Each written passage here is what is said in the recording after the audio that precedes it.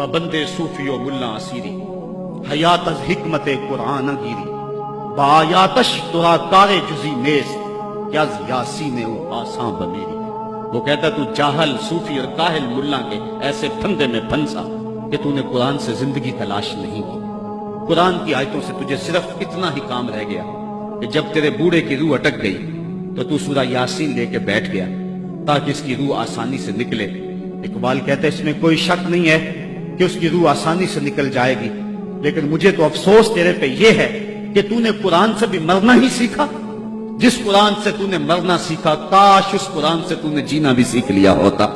اس کا ایک ایک حرف زندگی بخش ہے، اس کا ایک ایک لفظ نور بانٹتا ہے۔ حیات آفری ہے اس کی آیتیں، اور یہ کتاب برکت ہی نہیں، کتاب ہدایت بھی ہے۔ یہ کتاب رحمت لوگوں کو زندگیاں دیتی ہے، حیات بخش ہے یہ کتاب۔ اس سے وابستگی اختیار کرنے والا زندگی کا حسن پا جاتا ہے۔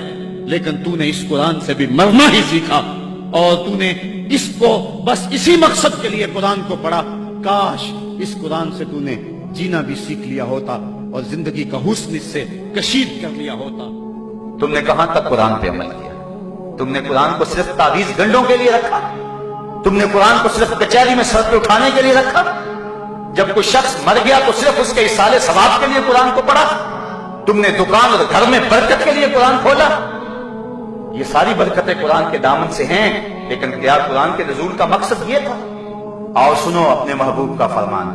حضور فرمایا کہ قرآن اللہ کی رسی ہے، حبل ممدود من السماء لدا۔